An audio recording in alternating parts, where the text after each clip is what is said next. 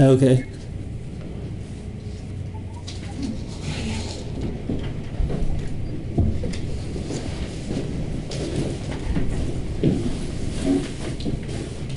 So we have, I'll upload some weekly assignments up here. I'll put quizzes in here, and then do the videos that I put online from class. I'll put in here, and then I've already have something in here. I just put in the notes of what I'm going to talk about during the week. Usually, it's just a notepad file with all of my notes of things that I was planning to talk about. I already have one in there. I'll upload those every week before class. It might be hard to fully understand all of them because it's hard. It's hard to. Sometimes I talk about what I'll be doing on the board, and you can't really imagine what I'm talking about unless you actually see me writing something. Like I'll refer to a diagram that I'm going to create, but they also have things in there just like definitions and examples that could help you if you want to read about them before class. This has to do with our in-class assignments. I'll talk about that later. Every week I'm uploading a new part of a glossary I'm creating, which is just a list of definitions. Right here, I'll just post information about things that, just basically explanations about the material that I didn't say in class, just things that I think people might have been confused about. In here, what I'll try to do is every time before class, every week before class, I'll write about maybe a paragraph about what will be covered and what you should be expected to learn or to know during the next class, just so you have an idea of what's coming. And then this is just general announcements where I just put in updates and reminders. So I have a new syllabus. I didn't want to spend too much time going over all the details of the syllabus right now. I was going to let people read it during the week if they haven't read it yet, and then we'll talk about it more as we go along.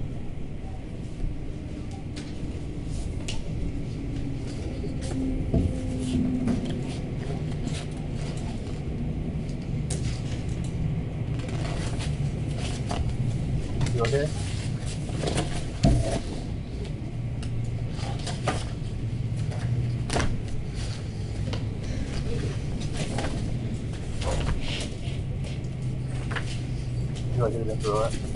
So here's just the program outcomes.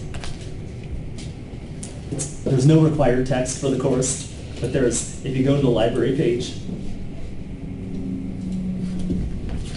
there's some free textbooks in there.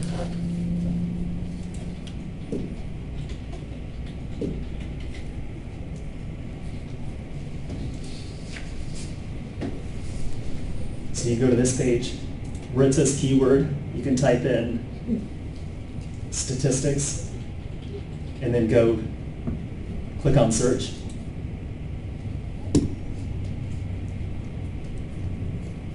And then down here, it'll say online library. If you click there, it has free online textbooks. They're all electronic.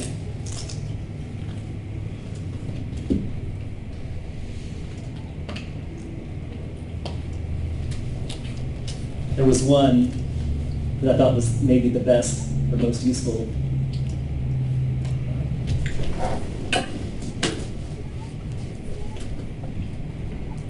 PDQ statistics. That one might be the best for this class.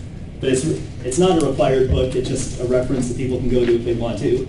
If they want to do some extra reading on something that we talked about.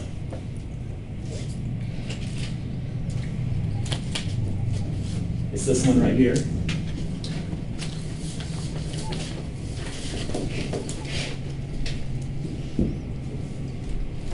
One thing to watch out for is when you're looking at different statistics textbooks, there's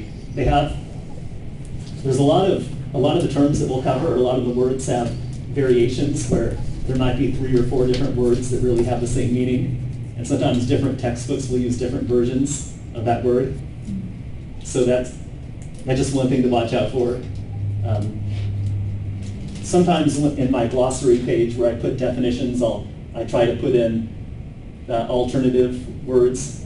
Like I'll say, sometimes this word is also called this or also called this.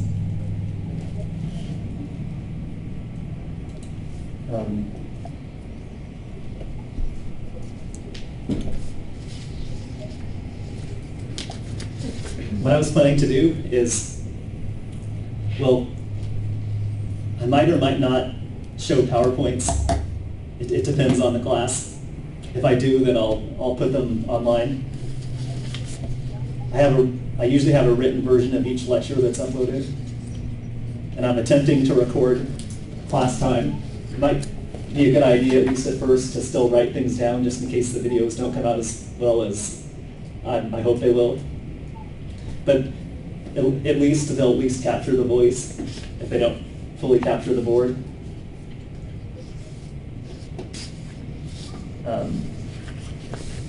So at a certain point during each class, every 15 or it'll vary, every 10 or 15 or 20 minutes, I'll put a question up on the board. And then what I'd like to do is have each person spend at least 30 seconds thinking about the question, just reading and thinking about it, and then I'll give everyone another minute to keep thinking or to start or to choose an answer. And I'd like for you to also write down just 1 to 3 sentences on why you selected your answer, and it could just be something like, I remember you saying this earlier, or in my notes it says this, or you could just explain your logic and say, I think this is the correct answer because. And if you're unsure,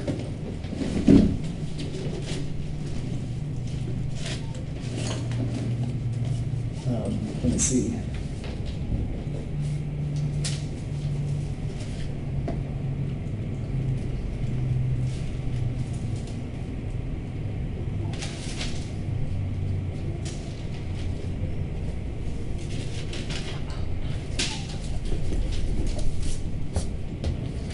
So if you're not sure, then maybe just choose, I'll give you a choice that says, I'm not sure. And then for your explanation, for your sentence, just say, I'm not sure which answer is correct.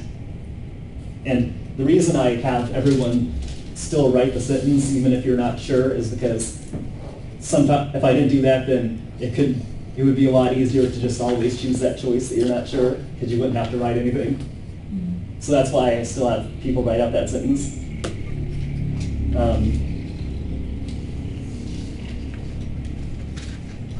You could also, you could say, I'm not sure which answer is correct, or you could say, I need more explanation of this concept.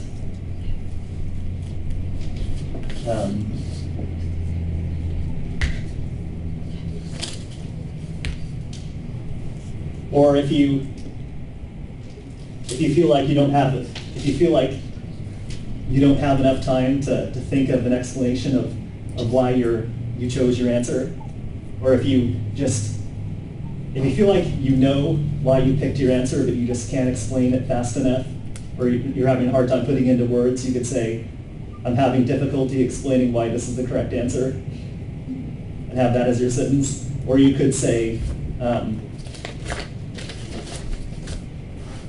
let's see.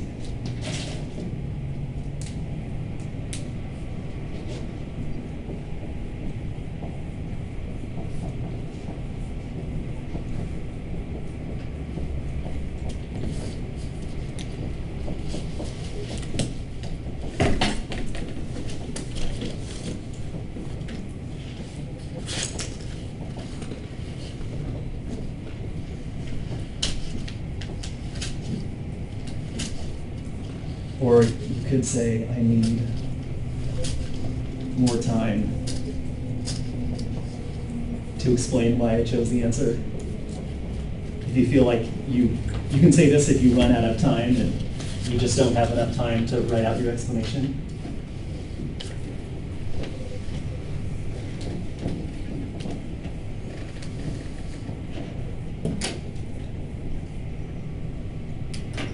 So this is what you do if you don't have enough time. And if you're not sure, then you can just say, I am not sure which answer is correct. But even if you choose the choice that says that you're not sure, you would still need to write out this sentence to get the full credit.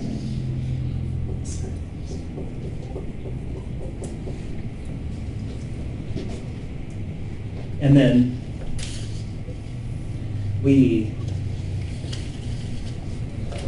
so there'll be various types of questions. Some of them might require a quick calculation of something. A lot of them will just be vocabulary or concept questions, just asking for understanding.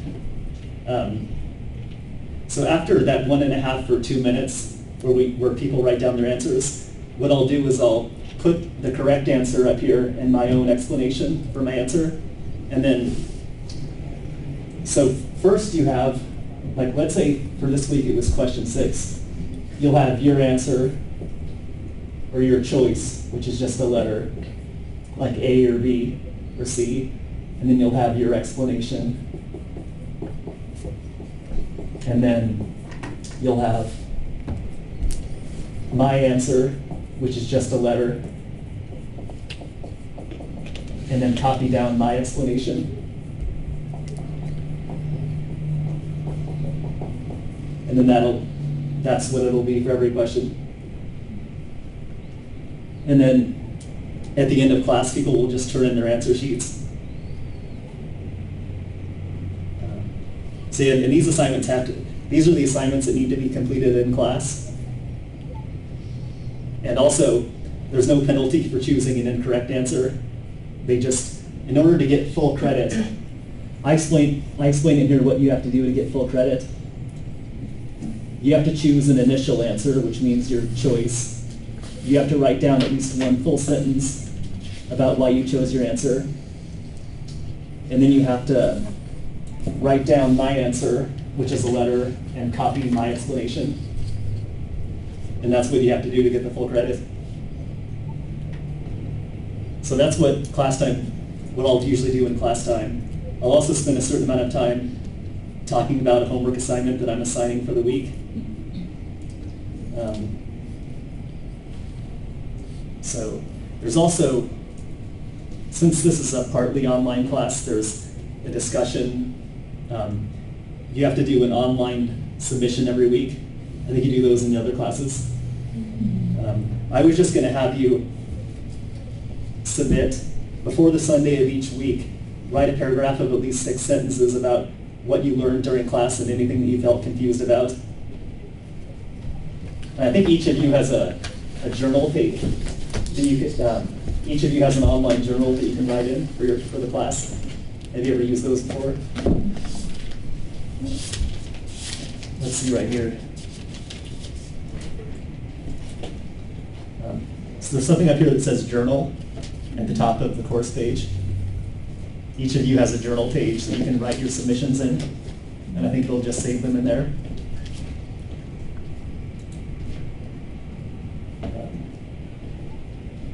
And you just click on Add Entry, and you can write your submission, and then just click down here, Add Entry, and you can write your weekly paragraph in there.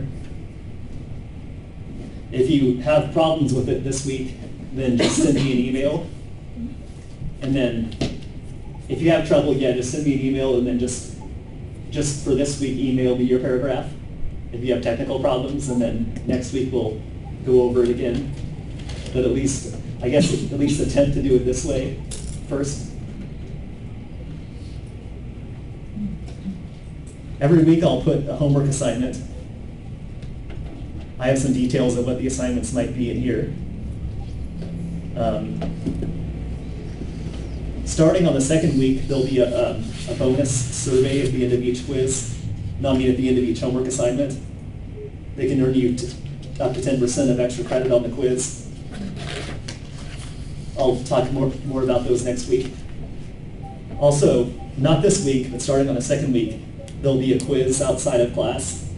It'll be multiple choice, and it could include anything that we've covered so far, but the good thing is that it's an open book, so you still have your notes with you.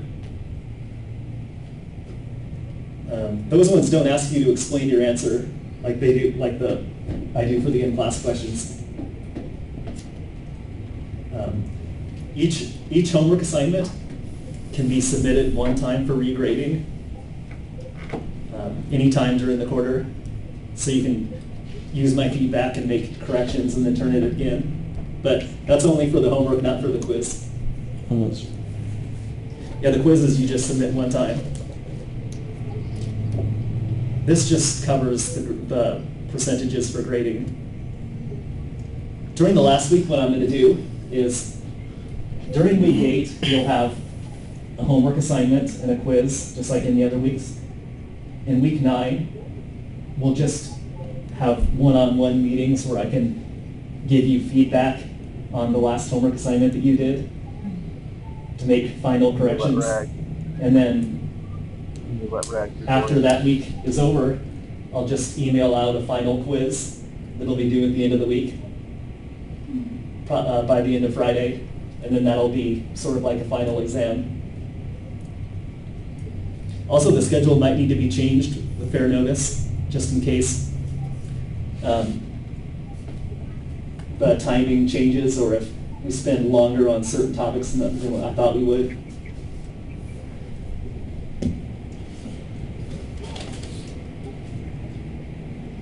And I now have to take attendance every week and actually submit online. I actually have to fill out an online form for attendance each week. Did you hear about that in other classes? I just signed it. And there's an attendance policy where you're supposed to not miss more than 2 classes during the quarter.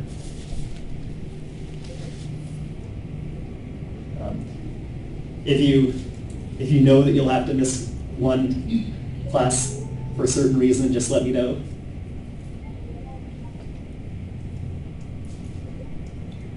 And this is everything that's in everyone's syllabus.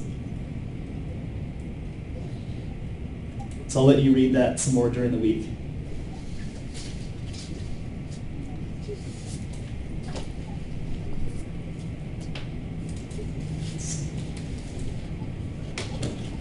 So does anyone need a piece of paper to write on? Yes, please.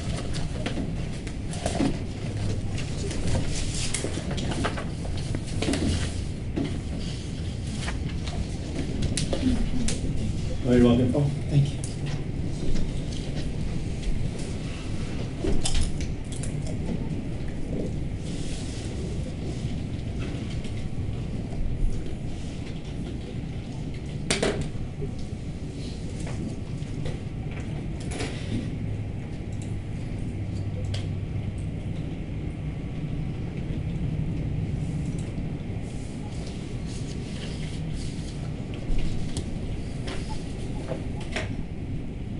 Part of why I put that message in about the schedule might change is because this is, summer quarter is extra short.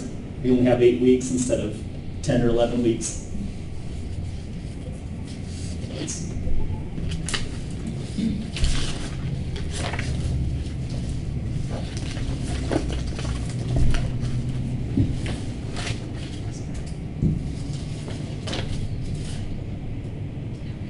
So I just have. This will just take a second.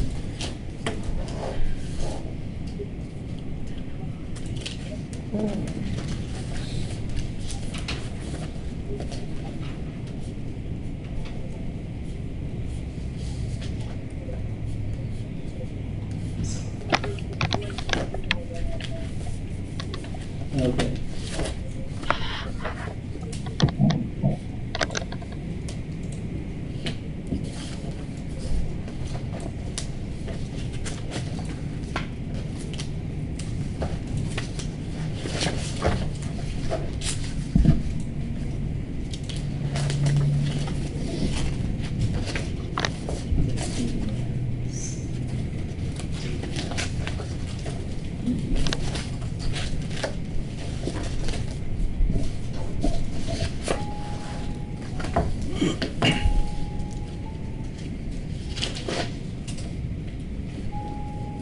here's the first question I was going to have you think about.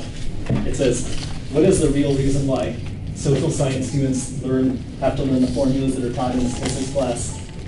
Is it to improve their math skills? Just to make sure students can do long calculations without making a mistake? To learn how to solve word problems, or because social science researchers actually use the formulas during research studies? C. Oh, D. oh, everyone has to stay quiet, so everyone can answer. It's okay, it's just our first question. Do we have to write down the answer? I'm going to give everyone 30 seconds to think about it, and then write down their answer.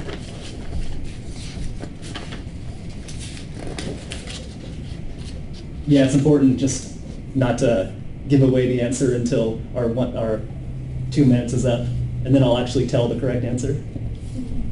So, do we have to give an explanation? Like you showed us? yeah,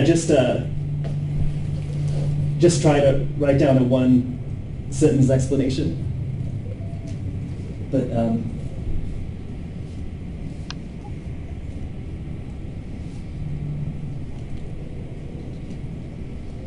I'll give everyone about 1 minute.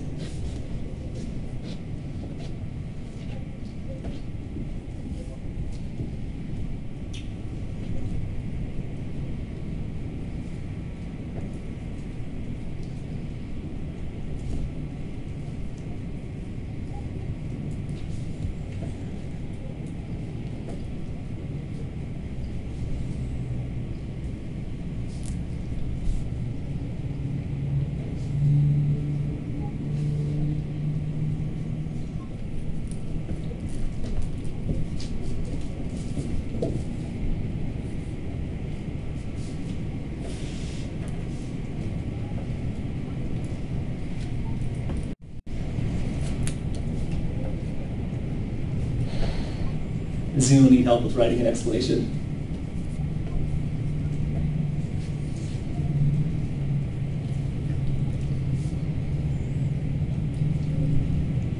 I can come around and help if anyone needs help.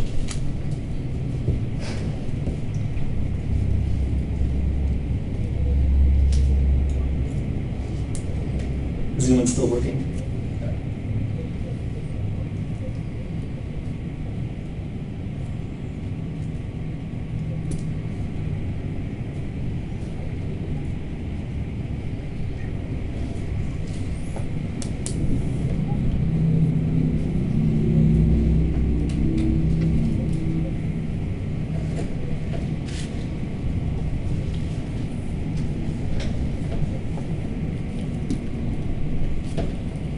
You don't have to actually write down the question. You can just start with your answer right here, just a letter choice.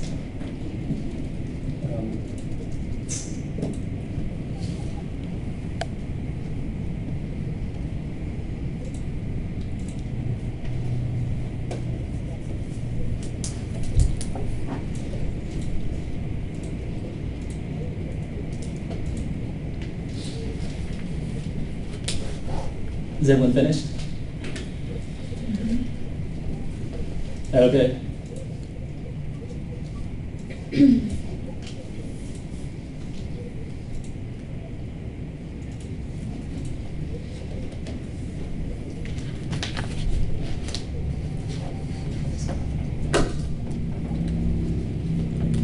So the correct answer is D.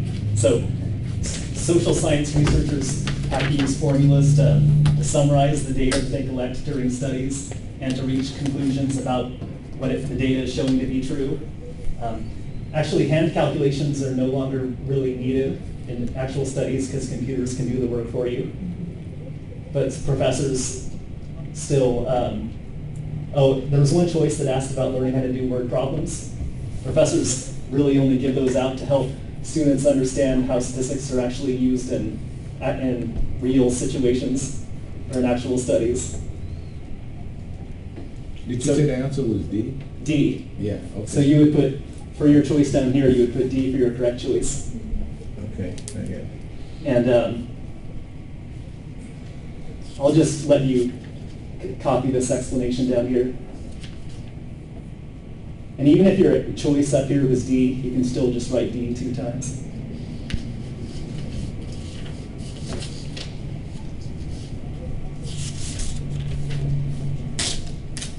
Most of my explanations won't be this long.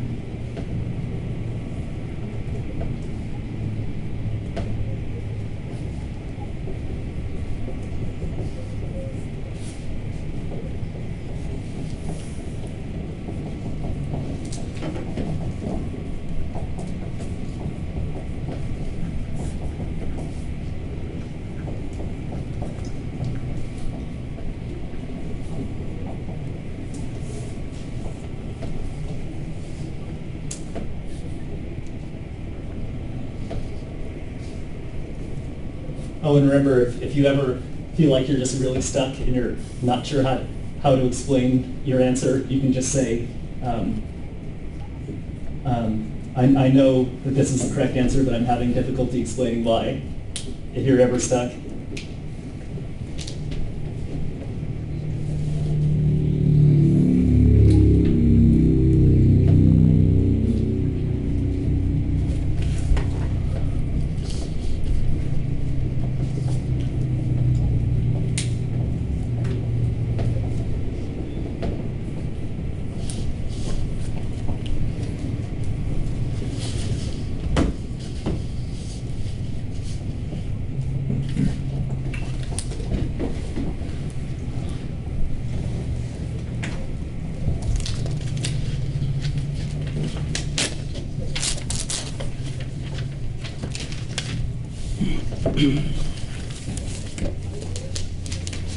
So there's the difference between primary and secondary research.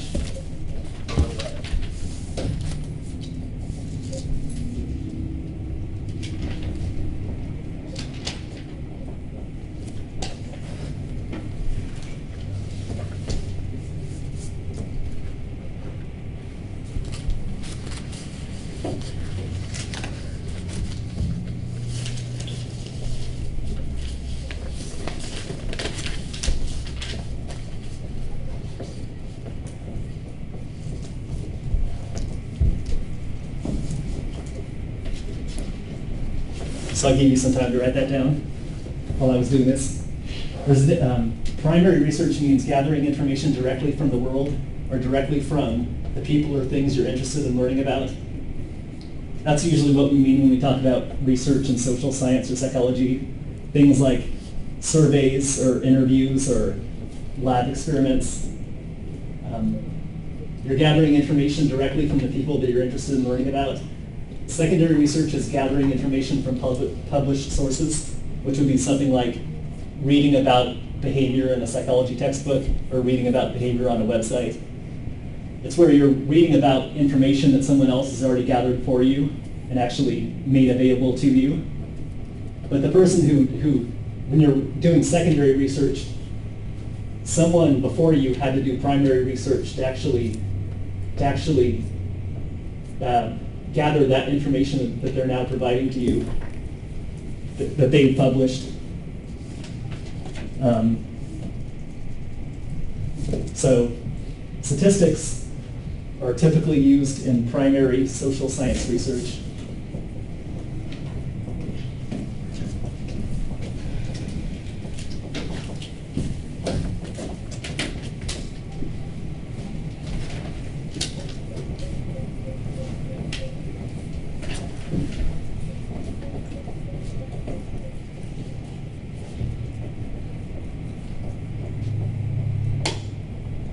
So why? I'll move this up now.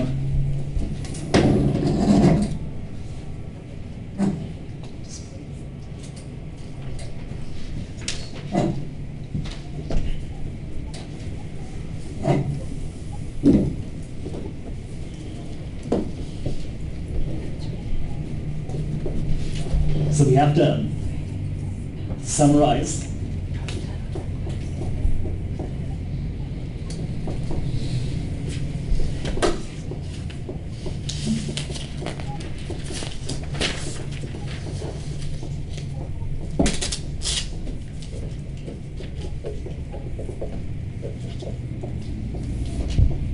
It's been recorded and guide the person to the most reasonable conclusion. Can you read this?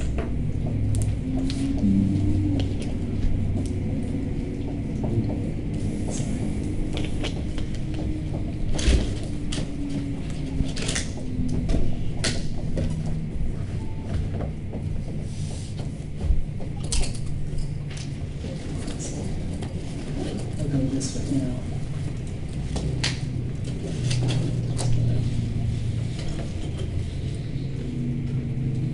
So statistics are needed in primary social science studies. So the reason that they're needed is statistics have to be calculated so that conclusions can be reached. In a typical study, a person will have a question about people such as, do people who make more money tend to be happier? Like, does money buy happiness? I'll use the black pen later. Is anyone having a hard time reading? You need me to retrace it? That's fine. So they might be wondering, does money buy happiness? Or do college students who take more units tend to be more stressed than students who take fewer units? So these people who have these questions will recruit participants or volunteers to take surveys, and they'll get information from them. So the person who's interested in whether money buys happiness would find some people to take a survey, and they would ask each person, how much money do you make, and maybe how happy do you feel right now from 1 to 7, or on some type of scale. And they would use that information to try to make a decision about whether it seems to be true that money buys happiness, whether it seems to be true that people who make more money tend to be happier.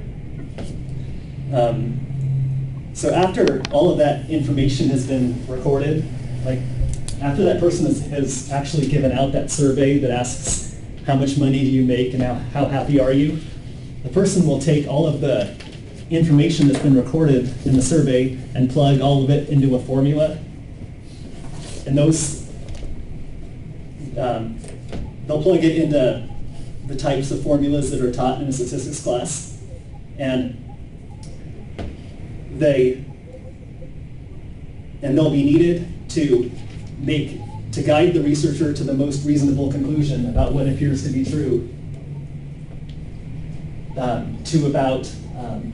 to tell the person whether it appears to be that people who make more money are happier, or whether the opposite appears to be true, about whether people who make more money are less happy.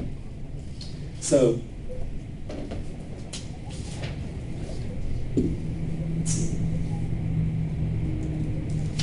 it might seem strange that a person who's doing a social science study would need to use formulas or calculations during the study, because it seems like, or it might seem like, why can't I just look over the information that I've recorded and then make a judgment call about what my data is showing to be true, why do I have to actually do calculations?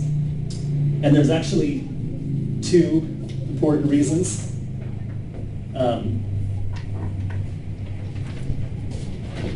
So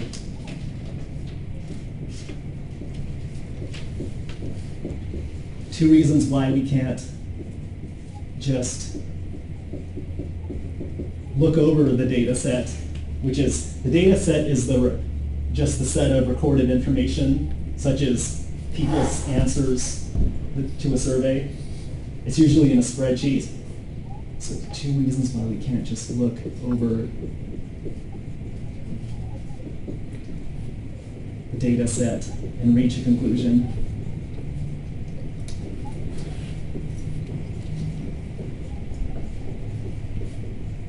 So the data set is usually a spreadsheet with a lot of random looking information.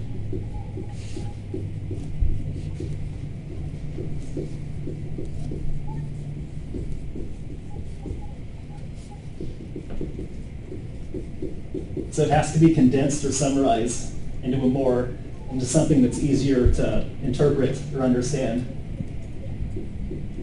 And I say random looking information. What I mean is there might actually be patterns inside of the data set, but if all you're doing is just glancing over the numbers in the spreadsheet, you can't see those patterns until you've made graphs or until you've calculated some values.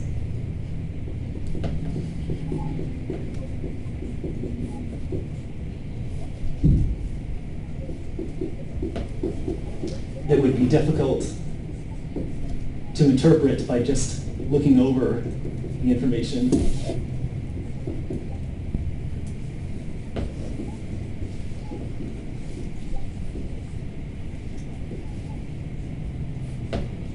By just looking it over.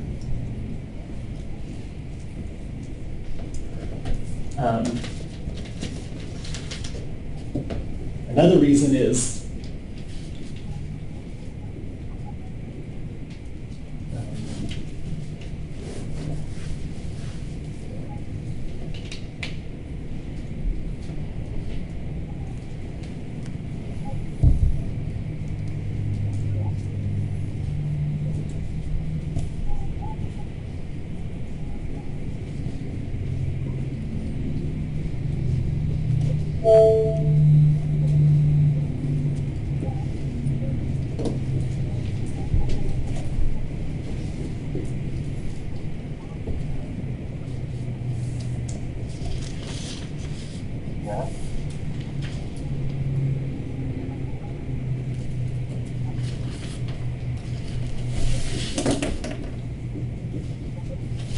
you have to use formulas to decide what conclusion to make about the larger group of people you're studying.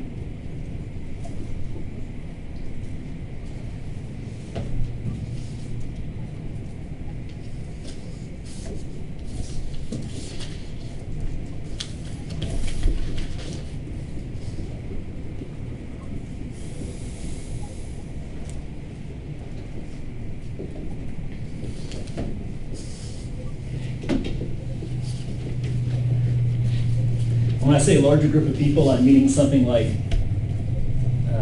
for example, such as men, women, or college students.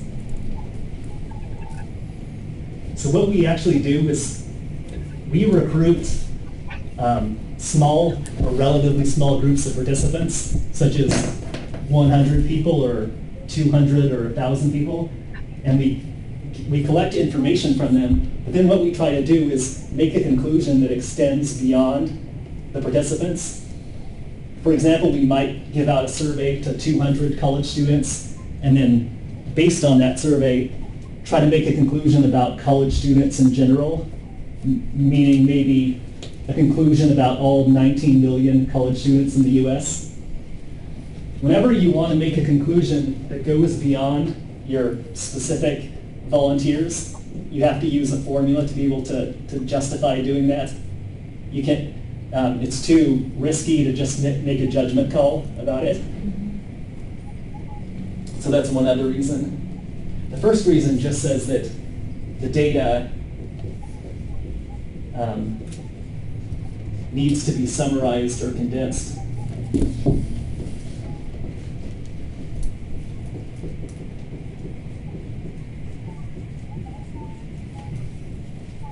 Such as by calculating values such as averages or percentages. Like,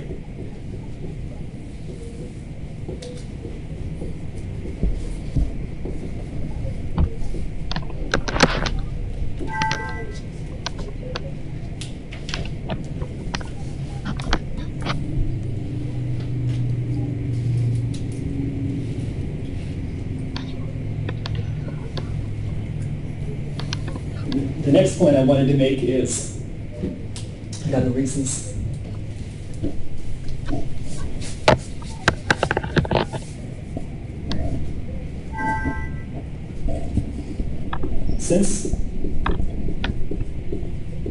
Since we make conclusions about large categories of people based on small groups of volunteers,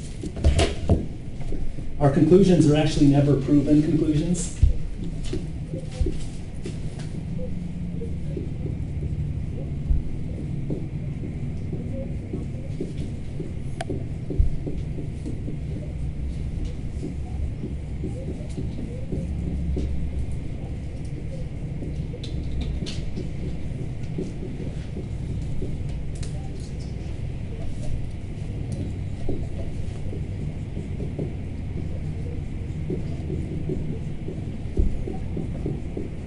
So a lot of the time when a person does, the first time they do a study in psychology, they'll think that they've proven something to be true. But actually, whenever you do a study, you can actually only prove something about the specific volunteers that are in your study. Like, if I give out a survey to 100 college students, I can prove something about those 100 people, but I can't prove something about college students in general, meaning all 19 million college students that are in this country. What I can do is show evidence or that something appears to be true, or I can say that my data suggests that something is true about the larger group of people, but it's actually not a proven conclusion. Whenever you make a conclusion that goes beyond your specific volunteers, there's always a risk of making a wrong conclusion. And the reason is because whenever you, every time you recruit a new batch of people to participate in a study, you get different information. So if I take 100 college students and I give them a survey, and they tell me about their behavior or their feelings, and then I take another 100 students and I give out the same survey to them, I'm going to get totally different information. So my first 100 students that I recruit might make me come to some type of conclusion like college students appear to be not getting enough sleep, or they appear to be overworked. But then maybe later on, I decide to recruit another 100 students, and those students don't seem to be so overworked, or those students seem to be getting enough sleep. So now I think, well, maybe my first conclusion about college students wasn't correct after all. So it's kind of like if you deal yourself a hand of 5 cards to make a conclusion, to reach a conclusion about the entire deck. Maybe the first time you deal yourself 5 cards and they're all diamonds, and you think, there seems to be a lot of diamonds in this deck. But then maybe you deal yourself 5 more cards and suddenly there's not so many diamonds in your second hand, and you think, well, maybe my first conclusion about the deck was wrong. That's kind of how it works when you try to make a conclusion about a big category of people based on a small group. So social science researchers have that problem more than in other types of subjects. or in other types of research, because if I'm studying something like cars, or like how well certain cars run, and